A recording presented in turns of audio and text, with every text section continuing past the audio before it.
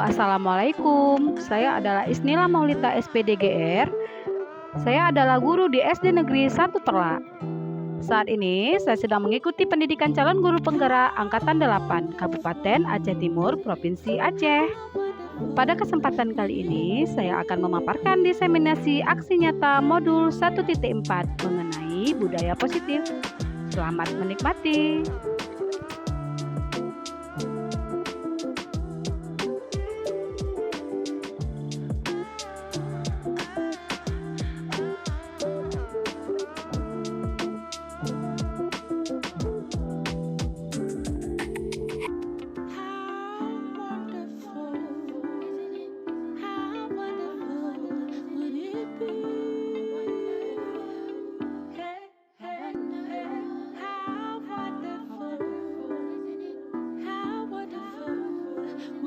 Latar belakang dari aksi ini adalah mengingatkan bahwa dalam menuntun kodrat anak harus disesuaikan dengan kodrat alam dan kodrat zaman.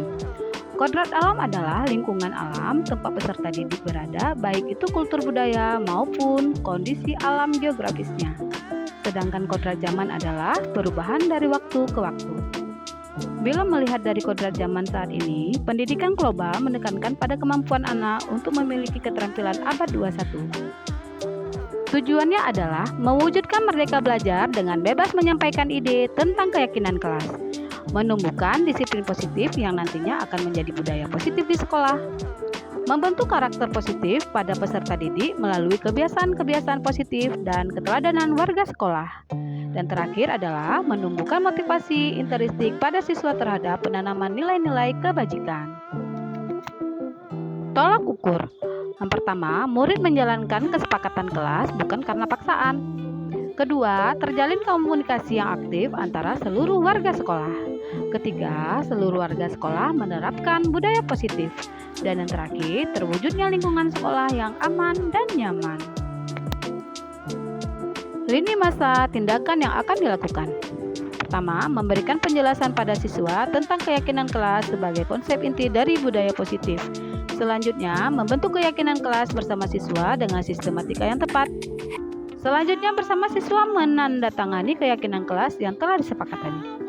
Memasang keyakinan kelas di dinding kelas, meminta izin dan konsultasi dengan kepala sekolah untuk melakukan diseminasi tentang budaya positif di sekolah. Dukungan yang dibutuhkan. Kerjasama dengan kepala sekolah, pendidik, tenaga pendidikan, dan murid. Menjalin komunikasi kolaborasi dengan baik dan efektif, salah satunya mengenai diseminasi. Orang tua atau wali siswa melakukan komunikasi aktif dengan wali, baik secara daring atau luring. Yang terakhir, membutuhkan kertas pleno, post-it, spidol, double tip, dan lain-lain, yaitu untuk menggunakan alat yang tersedia di sekolah serta membeli perlengkapan di toko. Assalamualaikum warahmatullahi wabarakatuh. Waalaikumsalam warahmatullahi wabarakatuh. Ibu-ibu, perkenalkan nama saya Isnila Maulita. Saya adalah salah satu CGP Angkatan 8 perwakilan dari sekolah kita SD Negeri 1 Terlak. Terima kasih sebelumnya saya ucapkan kepada rekan-rekan semua sudah berkesempatan hadir hari ini dalam acara sosialisasi budaya positif yang ada di SD Negeri 1 Terlak. Terima kasih juga kepada ibu-ibu senior, kawan-kawan. Mungkin mengganggu waktunya, saya mohon maaf. Semua ini kita lakukan untuk kelancaran acara kita. Kawan-kawan semuanya, sebelum kita laksanakan sosialisasi, kita lakukan ya seperti biasa kita lakukan. Mau? Bisa? Bisa. Oke? Siapa kita? Siapa kita? Idealnya ibu. Hari ini guru kreatif, guru hebat dan kreatif dan juga inovatif. Kita ini guru inspiratif. SD Negeri 1 Terlak. Kreatif, inovatif, dan kreatif. Ya, terima kasih ibu-ibu. Ibu-ibu semua, hari ini saya akan menyampaikan mengenai modul 1.4, yaitu adalah budaya positif. Mungkin ibu-ibu udah tahu ya budaya positif.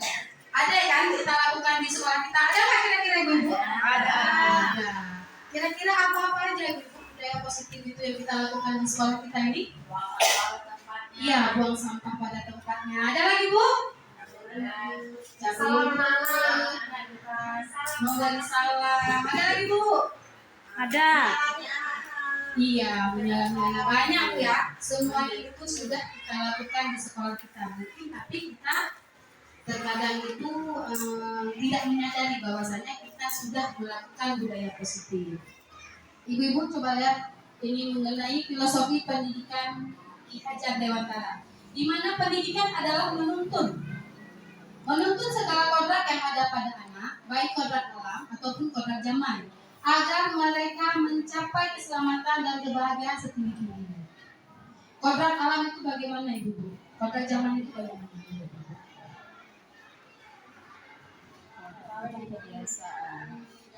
Iya, kalau dulu mungkin kita masih belajar menggunakan buku. Kalau sekarang kita sudah belajar menggunakan internet, komputer, itu adalah salah satu kodrat ya, kodrat zaman.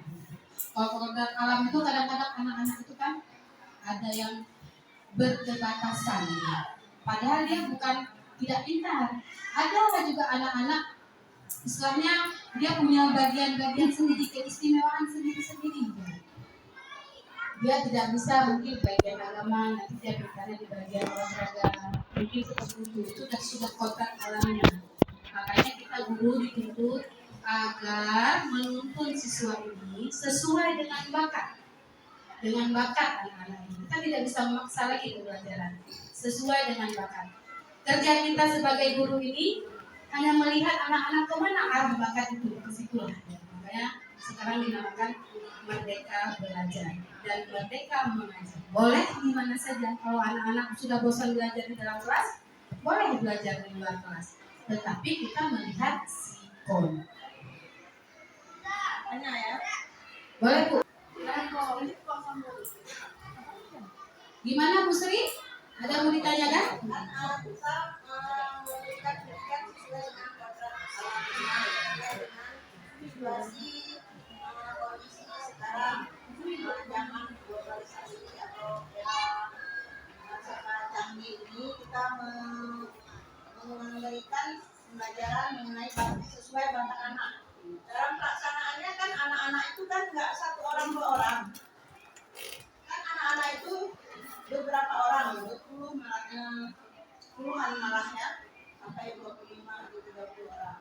Bagaimana kita menyesuaikan waktunya? Nanti nggak tercapai kalau satu anak itu. Bagaimana pencapaian kompetisi kita, pencapaian kita? Ada yang bisa share jawabannya? Bagaimana kalau menurut Wati?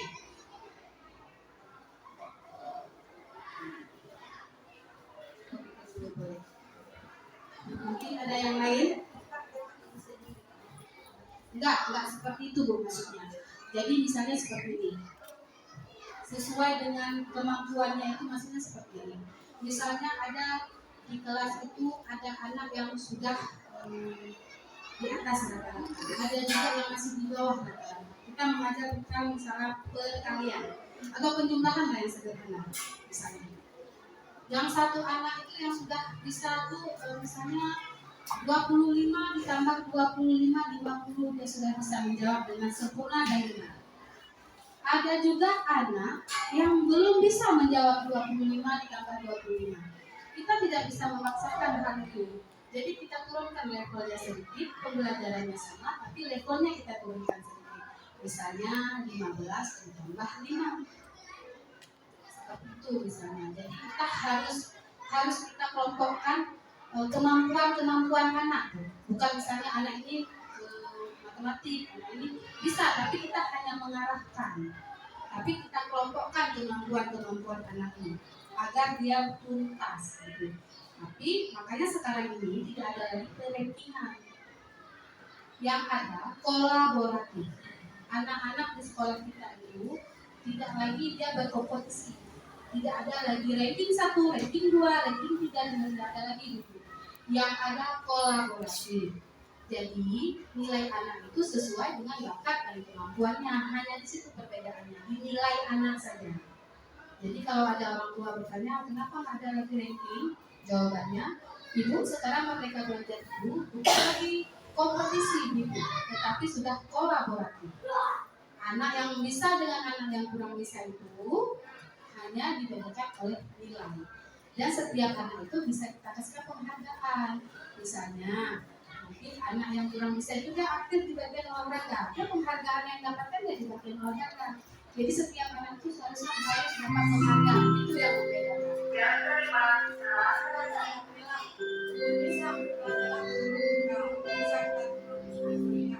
Saatnya jam 6 dimulai.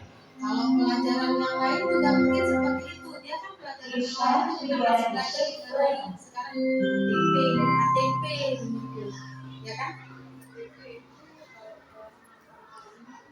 Iya.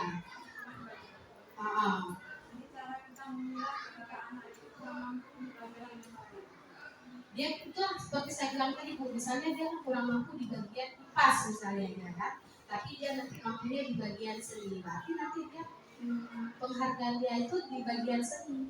Dia berarti kan kelebihan dia itu di bagian seni misalnya seperti itu. Jadi nilainya nanti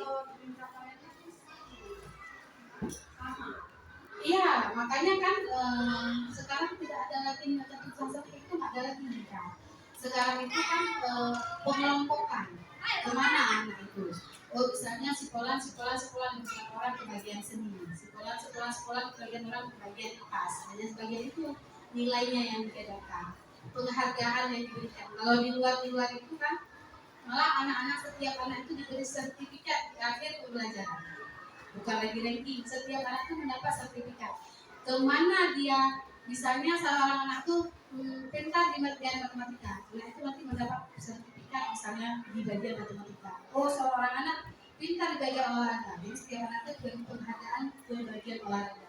Sekarang sudah seperti itu. Kalau anak-anak misalkan dia tugasnya di 3 bidang ini, dia ada satu yang kemana yang lebih unggul. tapi kan bisa jadi satu orang anak itu bisa mendidik dari negerinya biasa. Dia berarti nggak excellent gitu ya. Ya, tapi tidak ada lagi rankingan, cuma dia penghargaan. Sekarang penghargaan itu ibu sudah tidak lagi kepada anak-anak yang pintar, kepada anak yang malas, yang tidak berbuat apa-apa juga kita harus beri penghargaan. Nah, orang nulis, pintar sekali dia sudah ke sekolah, tapi nggak bisa nulis, belum bisa nulis kan ya? Jadi harus bisa. Sudah harus seperti itu ibu. Diberikan penghargaan juga dia dengan cara kita memuji dia. Jadi harus dengan pujian. Sekarang sudah seperti itu. Lanjut ya. Mengikuti perkembangan zaman. Pendidik itu adalah pendidikan menghamba pada anak. Itu contohnya tadi. Pendidikan menghamba pada anak. Pendidikan harus berpihak kepada murid sesuai dengan minat, bakat, dan kemampuan anak.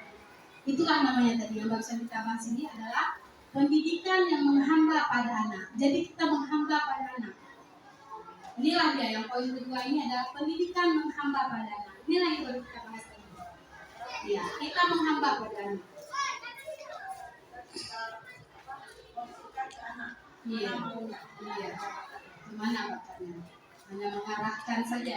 Kita hanya menuntun. Iya. Guru ibarat petani. Guru itu ibarat petani, sedangkan sekolah ibarat lahan. Sekolah kita itu ibarat lahan. Dan murid ibarat benih. Dan guru adalah petani. Di mana petani hanya bisa menuntun benihnya dengan merawatnya. Jadi jika kita sebagai petani, anak sebagai benih, kemana kita ingin menjadikan anak itu, kita harus merawatnya.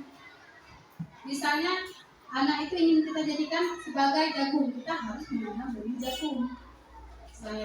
Jadi kan kita hanya menuntun kemana arah anak itu. Anak itu pintar ke matematika, berarti kita arahkan dia ke matematika. Misalnya seperti itu. Ibaratnya anak sebagai benih, kita sebagai petani, kita yang menuntut. Itu maksudnya dulu. Coba urun kamera karbon. Sambung ya.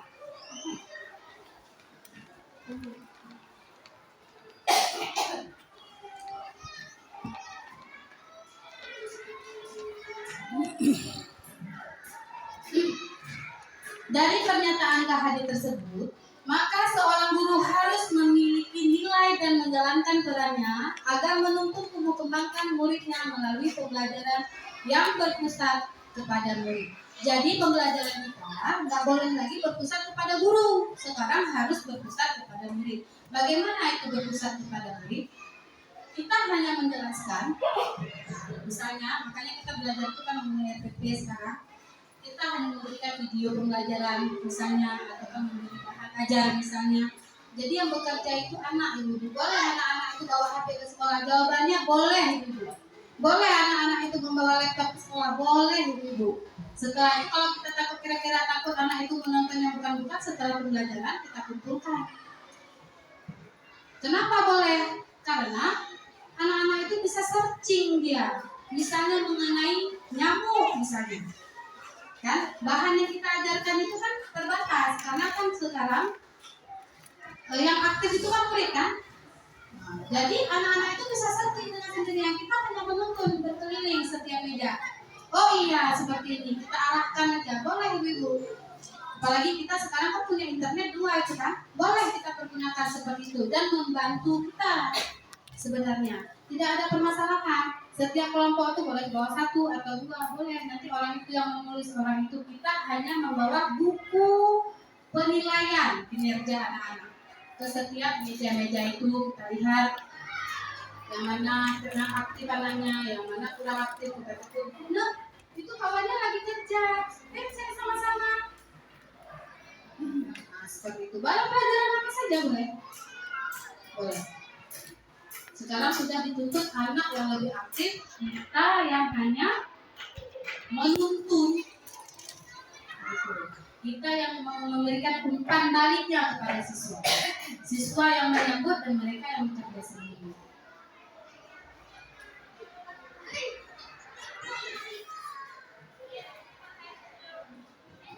Peran guru penggerak, ini baru peran saya Bu. Diharapkan mampu menuntun berpusat pada murid mewariskan budaya karakter luhur. Melalui disiplin positif menjadi teman, pemantau, manajer, penghukum, atau pembuat rasa bersalah. Demi mewujudkan visi murid impian profil pelajar Pancasila. Saya rasa itu nggak usah saya jelaskan. Kita lanjut aja ke ini ya, ke slide selanjutnya.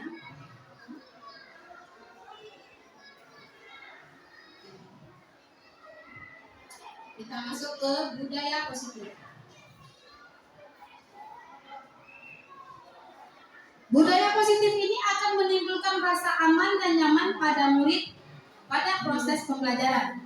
Budaya positif juga dapat mendorong murid untuk mampu berpikir, bertindak, dan mencipta sebagai proses memerdekakan diri, sehingga murid lebih mandiri dan bertanggung jawab.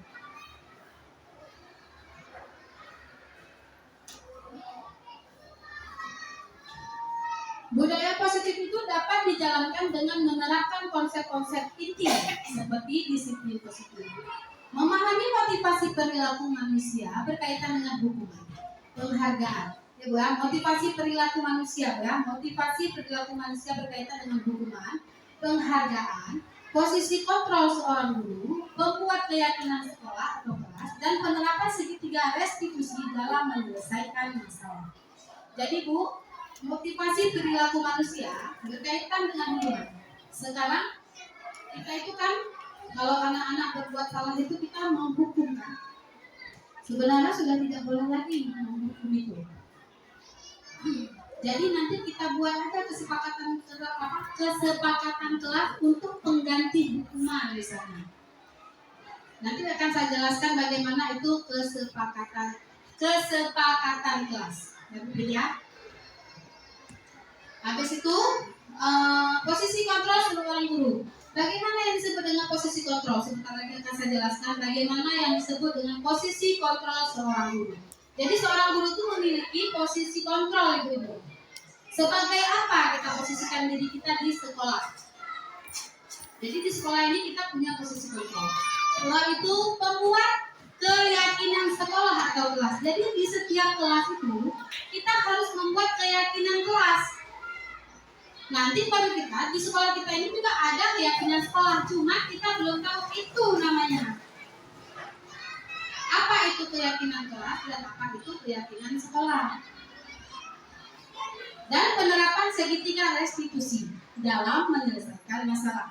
Jadi selama ini kita sudah melaksanakan segitiga restitusi, cuma kita tidak tahu bahwa itu namanya restitusi. Jadi kita lanjutkan saja biar dapat pemahamannya.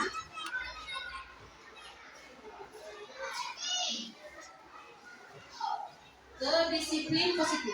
Disiplin positif merupakan pendekatan mendidik anak untuk melakukan kontrol diri berdasarkan nilai-nilai kebajikan. Disiplin positif dapat mengajarkan anak bertanggung jawab dan menumbuhkan kesadaran berdasarkan nilai kebajikan. Disiplin positif dapat mengarahkan dan mengontrol anak dalam setiap tindakan sehingga membuat anak memahami dan menyadari berdasarkan motivasi internal bukan akibat paksaan, ujian dan hukuman. Bagaimana tadi Bu? Disiplin positif tadi? Contohnya tadi?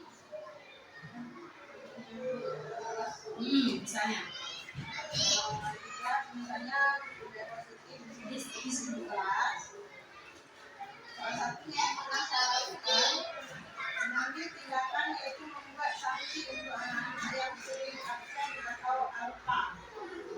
sanksinya apa Bu? Misalnya dia kan anak-anak itu dalam setahun tidak boleh melompat alpa.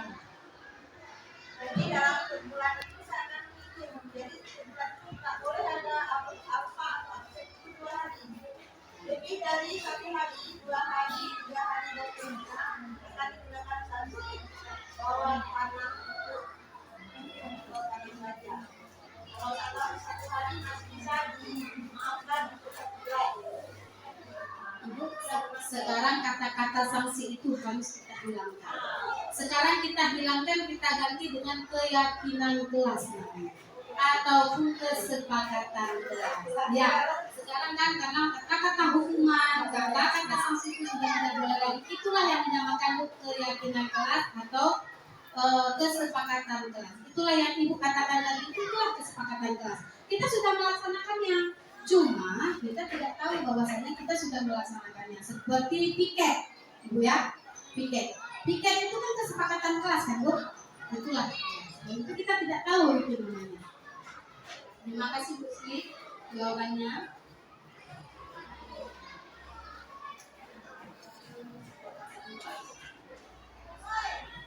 Ya, aku boleh cerita. Iya. Itu namanya kesepakatan kelas Bu. Iya.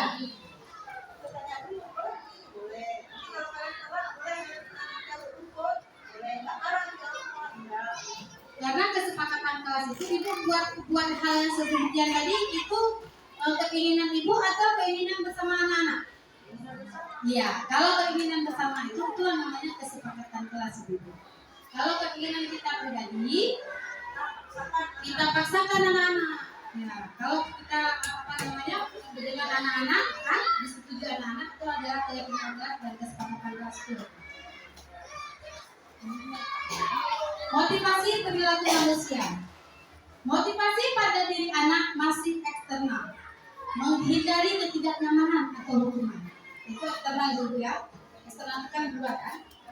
Mendapat imbalan atau penghargaan dari orang lain, menjadi orang yang mereka inginkan, menghargai diri sendiri dengan nilai-nilai yang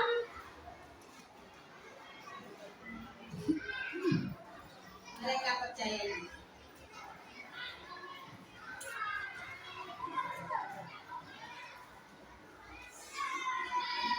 Sekarang kita masuk ke posisi kontrol seorang guru. Ibu, kita harus mendengar ini posisi kontrol seorang guru. Posisi kontrol seorang guru. Jadi posisi kontrol seorang guru itu ada sebagai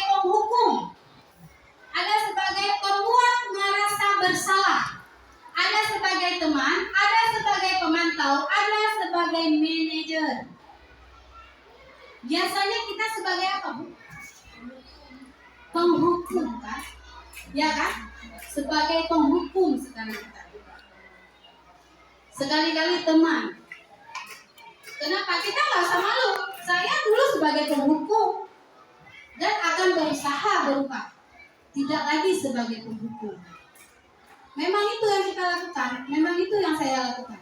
Dan saya akui, karena kita harus tahu sekarang posisi kontrol seorang guru, kita harus belajar merubah diri. Sekarang tidak lagi boleh sebagai penghukum atau pembuat merasa bersalah. Bagaimana rasa pembuat rasa bersalah? Misalnya ada seorang anak tidak mau menulis. Bagaimana seorang guru untuk membuat dia merasa bersalah? Misalnya gini, Mutasida, kenapa nggak nulis-nulis?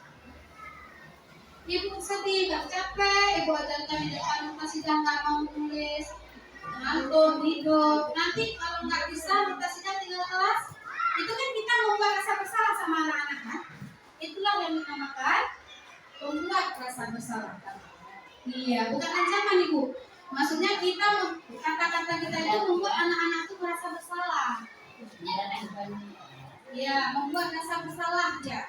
Dengan kata-kata itu nanti ibu sedih, udah capek-capek ibu ajarkan. Jadi dia anak-anak itu merasa bersalah dia kan. Itulah yang dinamakan dengan merasa bersalah. Kalau dengan teman kayak gini misalnya, udah siap nak?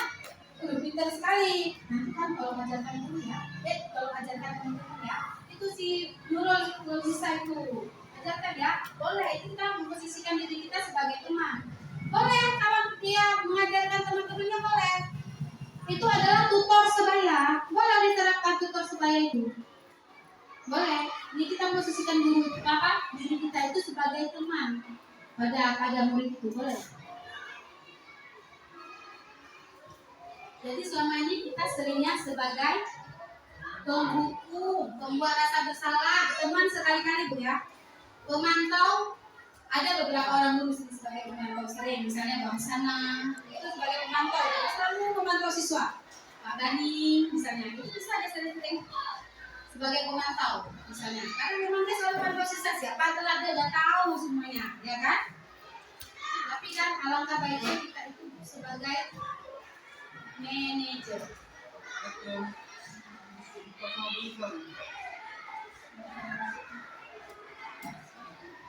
Sebagai manajer, di mana guru berbuat sesuatu bersama murid.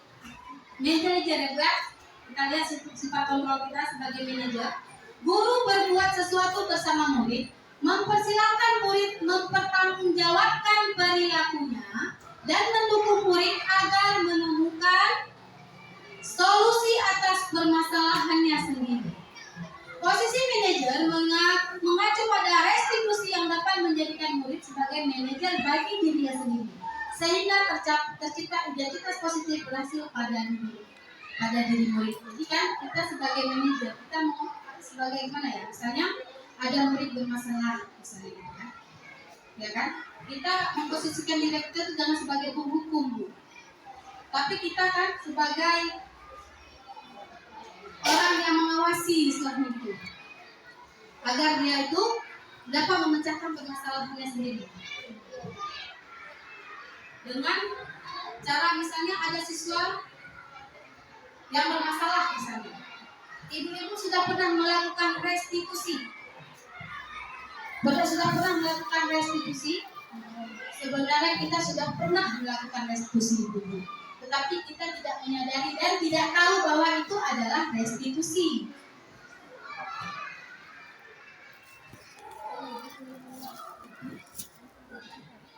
Sebentar lagi akan saya jelaskan apa itu restitusi. Guru berperan dalam mewujudkan terbentuknya keyakinan sekolah. Kelas dengan era membuat kesepakatan antara guru dan murid. Itu tadi yang kesepakatan kelas tadi ya.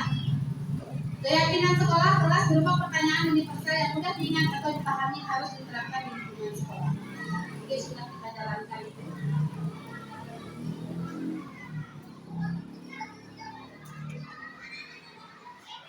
Ini Bu, menyelesaikan masalah. Setiap hari anak-anak kita tuh ada masalah kan Ibu? Ada kan masalah? bagaimana sekarang posisi kita untuk menyelesaikan masalah. Kita tidak bisa lagi memposisikan diri kita itu sebagai pendukung, tapi sebagai manajer. Kita selesaikan masalah itu melalui restitusi. Apa itu restitusi? Pertama itu menstabilkan identitas. Kedua, validasi tindakan yang salah. Dan yang ketiga, menanyakan keyakinan. Itu adalah restitusi. Jadi, misalnya ada anak-anak yang salah. Anak-anak yang sedang melakukan perbuatan salah misalnya. Dari ketiga langkah ini, sudahkah ibu-ibu menjalankan ketiga-tiganya atau satu saja? Sudah, yang mana sudah ibu jalankan? Ada?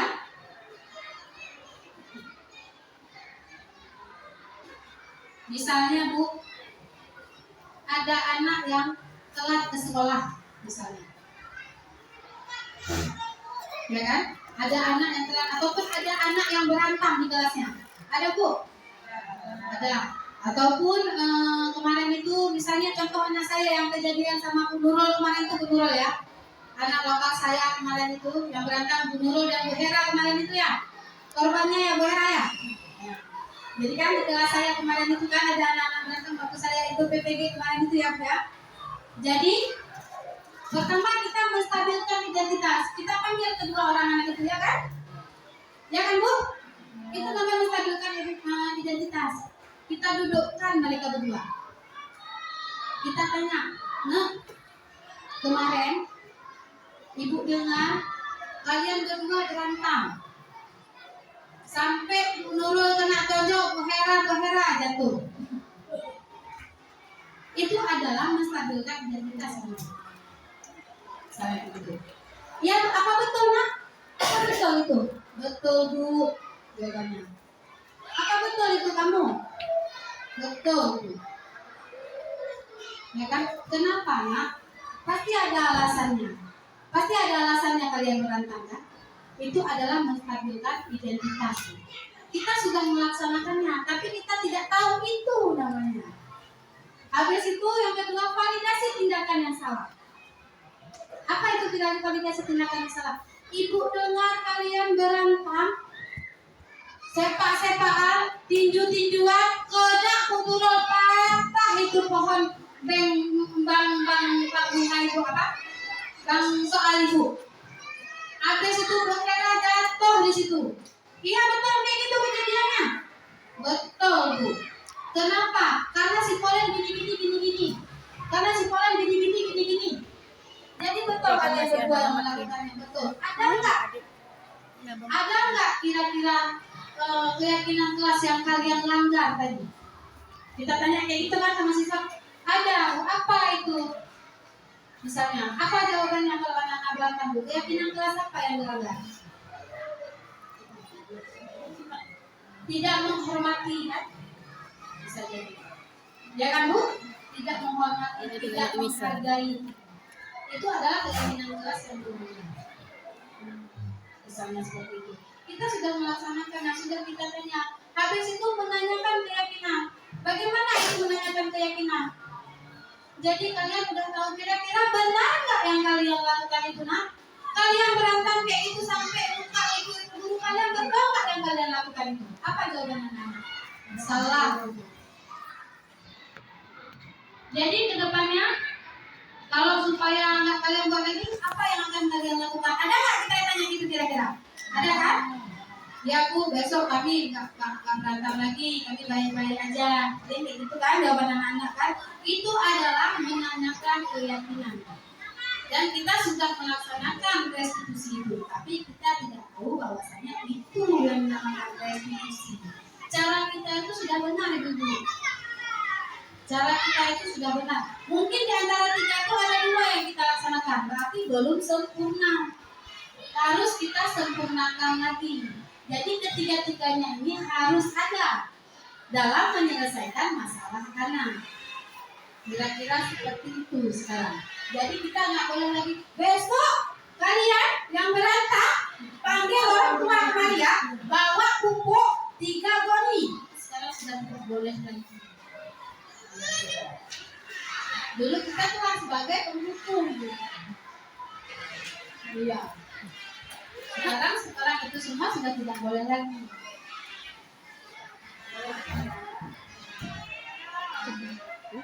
Sekarang seperti itu.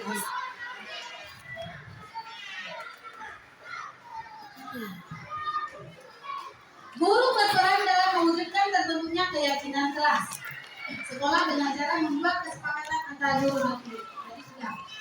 Berarti apa aja itu kesepakatan kelas yang sudah dilaksanakan di sekolah.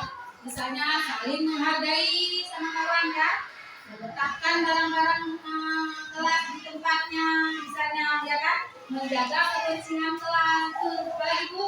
Datang tepat waktu, gitu ya. Ada lagi Bu? Tidak boleh mengganggu kawan. Yang pikir bertanggung jawab banyak ya, setiap kelas itu sudah punya keyakinan kelas masing-masing.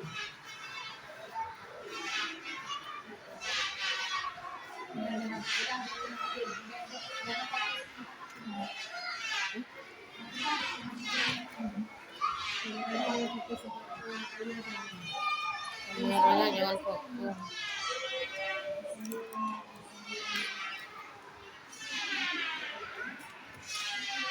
Ibu, coba kita lagi.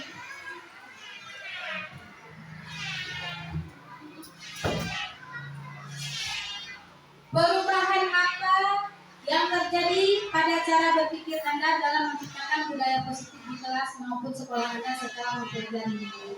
Kira-kira Bu, dengan saya menjelaskan tadi, kira-kira perubahan positif apa yang dapat Ibu dapatkan kira-kira? Boleh Bu Sri menjawabnya? Kira-kira apa yang sudah Yang sudah saya dapatkan, ada beberapa anak yang sudah berubah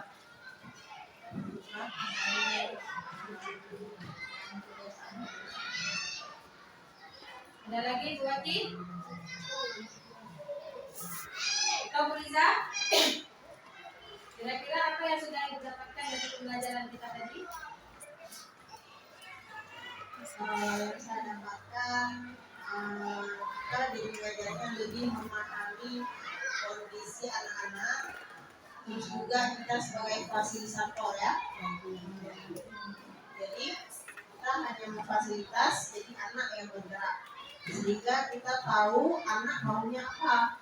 Jadi dengan itu mereka bisa lebih bahagia, tidak hanya mendapatkan pengetahuan, juga merasa aman, nyaman dan bahagia gitu. Jadi mengedepankan anak. Terima kasih. Ada lagi?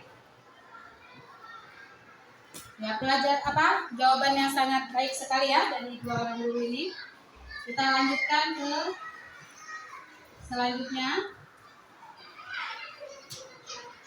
Pengalaman seperti apakah yang pernah Anda alami terkait penerapan konsep-konsep inti dari budaya positif tadi? Mungkin ada pengalaman ibu-ibu yang pernah? Siapa Bu Nurul?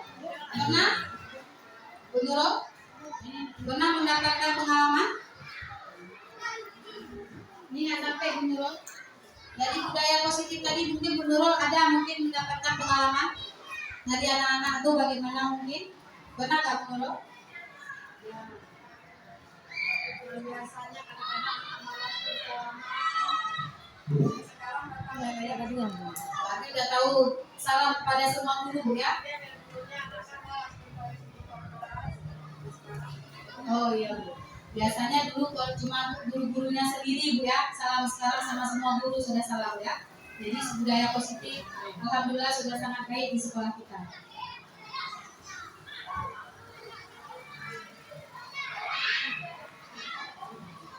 Mungkin ke tempat Bu Nana. Bagaimana perasaan Bu Nana ketika mengalami hal-hal tersebut Bu Nana? Bagaimana perasaan Bu Nana?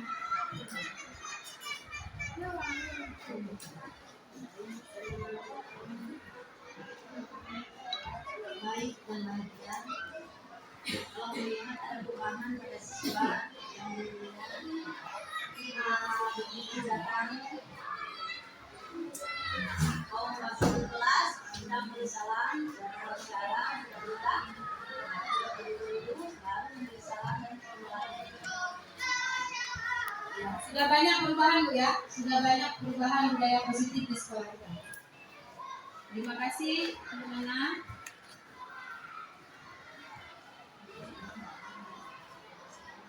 Menurut ibu-ibu terkait pengalaman dalam penerapan konsep-konsep ini, apa sajakah hal yang sudah baik?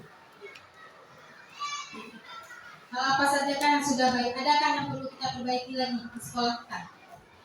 Kira-kira ada berarti hal yang sudah baik dan yang perlu kita perbaiki lagi di sekolah kita. Kira-kira hal apa saja yang perlu kita perbaiki lagi di sekolah kita dalam budaya positif? Karena anak lari. Yang pertama dulu kedisiplinan anak ketika mereka jam istirahat, itu banyak anak-anak yang berlarian. Jadi itu akan membuat suatu keadaan yang ribut, yang nggak tenang. Jadi itu yang perlu kita tangani dulu. Kemudian lagi mengenai hal kebersihan, di mana anak masih ada kurang kesadaran dalam membuang sampah pada tempatnya, terutama ketika jam istirahat. Mungkin di jam pagi anak-anak masih bisa terkontrol, tapi ketika jam istirahat kebanyakan anak masih sembarangan membuang sampah. Itu hal yang masih kurang baiknya. Terima kasih Ibu. Berarti ada hal ya, masih ada hal yang harus kita perbaiki dari segi anak-anak masih kurang disiplin Bu ya. Waktu saat pose ya, waktu saat jam istirahat masih kurang disiplin, masih berlarian sana sini, masih ribut ya. Ya, semoga kedepannya kita bisa merubah sedikit ya, sedikit demi sedikit, pelan-pelan.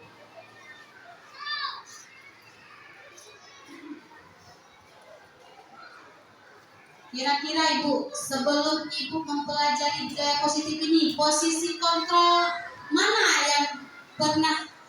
yang selama ini Ibu rasakan tadi? Posisi kontrol tadi apakah sebagai pembuku, atau teman, atau manajer tadi? Kira-kira Ibu posisi sebagai apa Bu Wan? Selama ini sebagai apa kira-kira?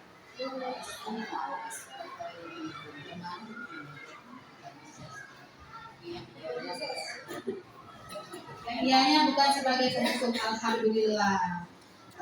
Bu Yanti, kira-kira selama ini Ibu sudah melaksanakan posisi kontrol yang sebagaimana seperti apa?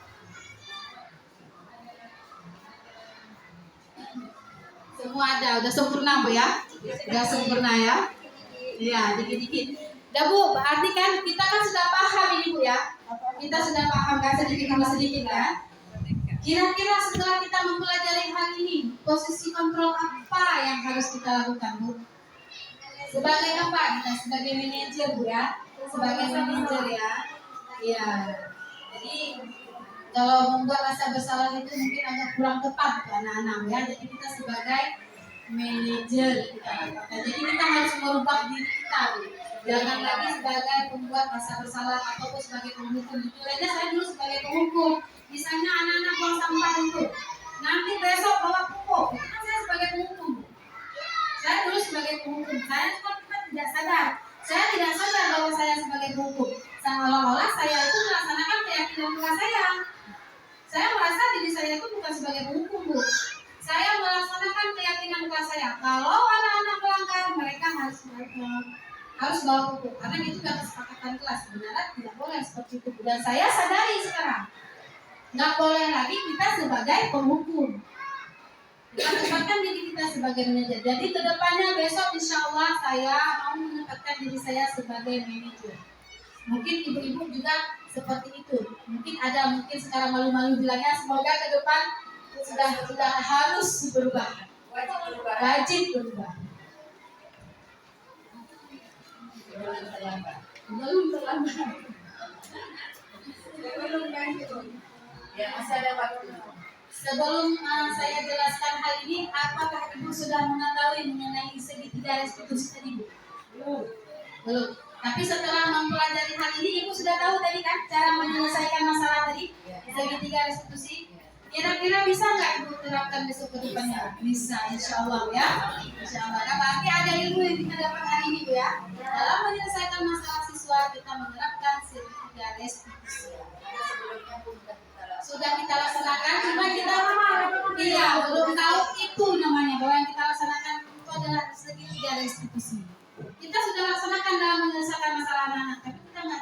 masih 3 restitusi dari kata-kata ya sama yang adalah ya istilah saya juga begitu Bu, tadinya saya kan nggak tahu itu segitiga restitusi. Waktu ditanya sama fasilitator saya, sudahkah Ibu melaksanakan segitiga restitusi?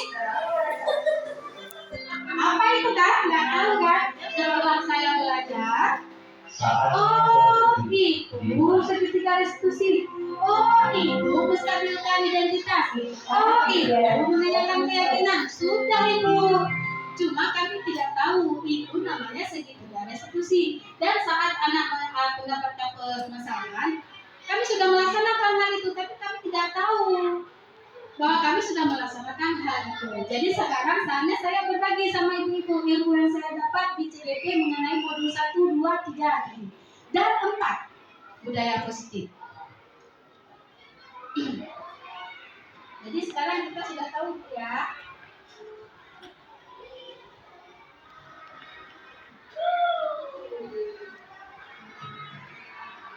Jadi seperti yang kita sampaikan tadi, bahwasanya sebelum mengikuti pembelajaran ini kita sudah melaksanakan segitiga restitusi. Mungkin yang kita laksanakan itu belum sempurna. Ada tahap 1 dan 3-nya saja karena sudah kita laksanakan, tapi tahap 2-nya belum. Ada tahap 1, 2, tahap 3-nya belum. Ada tahap 2, 3 yang tahap 1-nya belum. Jadi kalau ketiga 3-nya belum dilaksanakan, berarti belum sempurna. Jadi jika ada bermasalah Ibu, alangkah baiknya kita laksanakan ketiga-tiganya segitiga restitusi ini untuk menyelesaikan permasalahan anak. Gitu. Jadi kita tidak boleh lagi menempatkan diri kita sebagai penghukum, tapi sebagai manajer. Itu ya. Mungkin selesai Ibu. Terima kasih. Kita sudah sosialisasi ya mengenai budaya positif. Semoga ada ilmu yang saya dapatkan. Kira-kira ada nggak ilmu?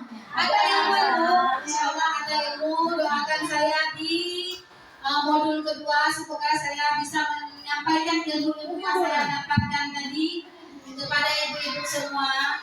Saya bisa menyampaikan ilmu-ilmu bisa kita terapkan di sekolah kita. Semoga kedepannya sekolah kita bisa lebih baik. Mohon doanya ibu-ibu. Terima kasih. Kita ikut ya sekali lagi Bu ya, boleh ya? Boleh ya Bu ya? Siapa kita? Siapa kita? Yeyelnya Ibu. Ini guru hebat. Kita ini guru kreatif. Guru hebat dan kreatif dan juga inovatif. Kita ini guru inspiratif. Guru SD Negeri 1 Kepala. Kreatif, inovatif dan inspiratif. Terima kasih Ibu. Wassalamualaikum warahmatullahi wabarakatuh. Waalaikumsalam.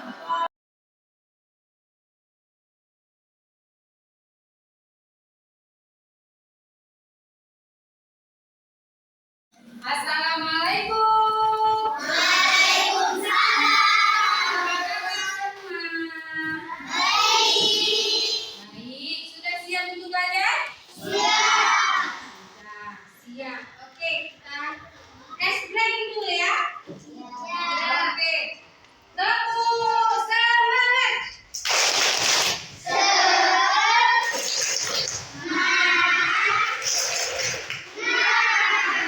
Satu Coca-Cola.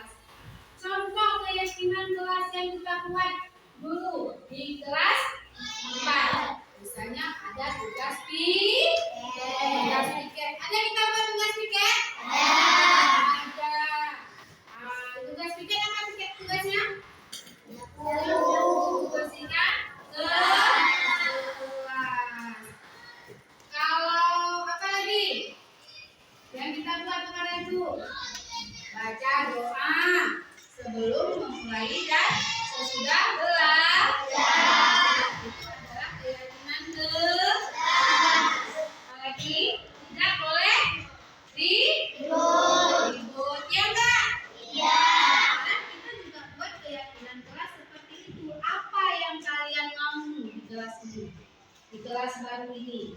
Kalian kepengen kelas ini gimana?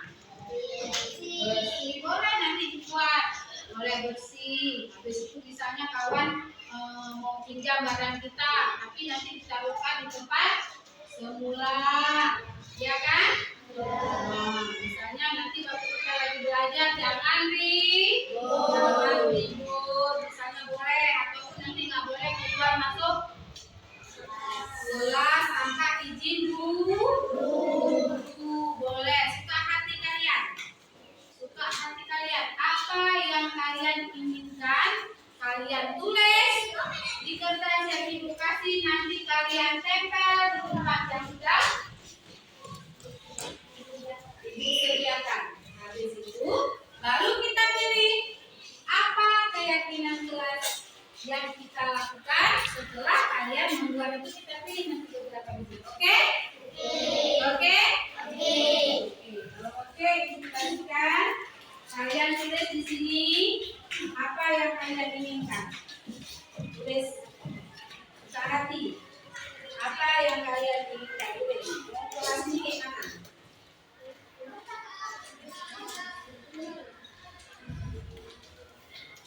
Boleh ditulis yang papa.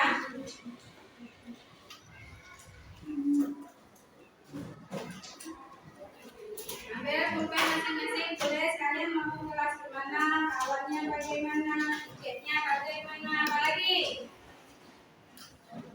Ya kan? Gimana? Suka hati, tulis terus masing-masing. Ibu kasih waktu 1 menit. Ya, nggak usah tulis nama, nggak apa-apa. Ibu kasih waktu 1 menit.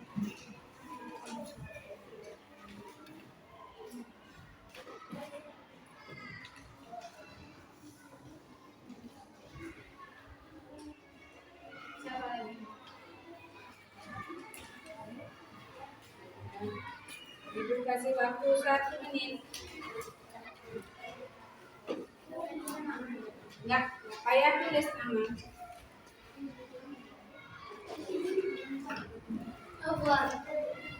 Apa keyakinan kelas yang kalian inginkan? Tulis terus. Apa kira-kira kalian mau kelas yang bagaimana? Tulis terus.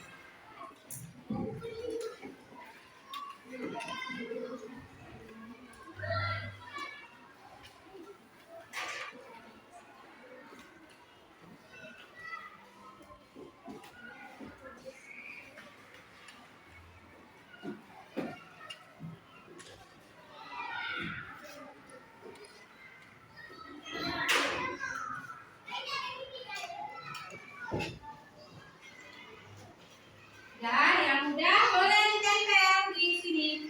Yang sudah boleh ditempel. Yang sudah maju boleh ditempel. Apa panasnya dia? Boleh maju.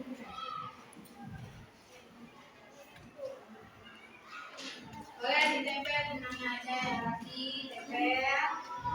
Oke. Terus maju, yang sudah boleh maju tempel. Mana aja boleh, mana boleh. Boleh.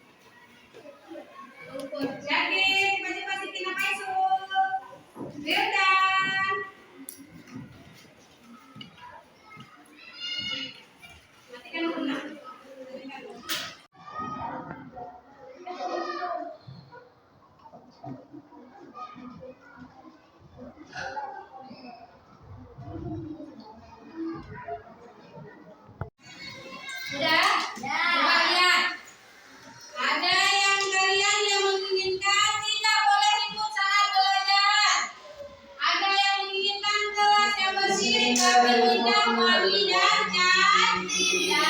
Ada menikah saya ingin kelas rapi dan bersih dan teman-temannya anak dan saya ingin semua patuh sama ibu. Ada yang menginginkan kami kelas yang bersih rapi dan bagus. Ada yang menginginkan bersih dan rapi nyaman dan dingin. Ada juga bersih dan nyaman. Ada juga ingin kelas rapi dan bersih. Saya ingin kelas bersih dan rapi. Saya ingin kelas bersih. Saya ingin kelas cantik. Saya ingin kelas bersih dan gak ribut. Saya ingin bersih. Saya ingin teman-teman saling membantu orang lain. Ada juga ingin sekolah bersih dan tidak kotor. Ya, kelas bersih, kelas yang bersih, bersih dan rapi. Dan kawan yang baik. Saya ingin kelas bersih dan rapi. Aku mau kelas dipakai bersih dan rapi. Aku mau berteman sama orang yang baik. Weekend di hari ini. Tidak boleh ribut dalam kelas. Ada yang bilang tidak ada sampah di kelas. Bagus sekali. Saya ingin kelas ini bersih. Kelas bersih dan tidak dikotori. Saya ingin kelas bersih dan rapi. Ingin Sandi memperlihatkan kelas. Tapi dari semua ini tadi banyak yang ingin kelas rapi dan bersih. Boleh kita perlihatkan di sini. Apa? Menjaga kelas agar bersih.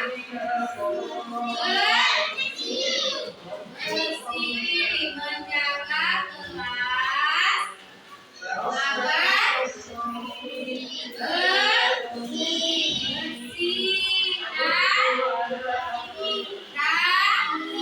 rapi. Nomor 2, berarti tiketnya harus kayak mana? Harus bertanggung jawab. Berarti kita buat di sini boleh? Boleh. Apa kita buat? Piket? Boleh. Piket harus bertanggung jawab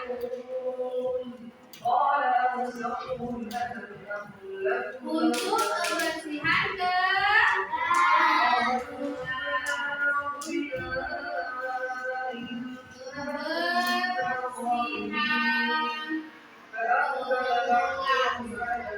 Terus yang ketiga ada di bawah di sini kelas bersih dan gak ribut. Berarti tidak boleh ribut di kelas. Tidak boleh ribut saat kelas. Belajar boleh nggak? Boleh nggak? Jadi kita mau kesepakatan kelas itu ya. Gimana kata-katanya? Saat belajar boleh. Saat belajar tidak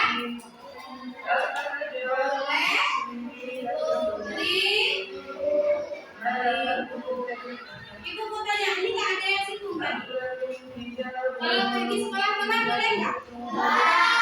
Kira-kira kita buat nggak kesepakatan kelas? Buat, nanti nggak ada yang ingat kan? Apa kata-katanya kira-kira kita buat? Apa? Tidak boleh terlambat ke sekolah, jangan terlambat.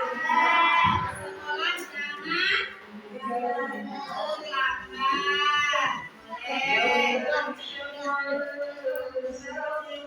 Apalagi?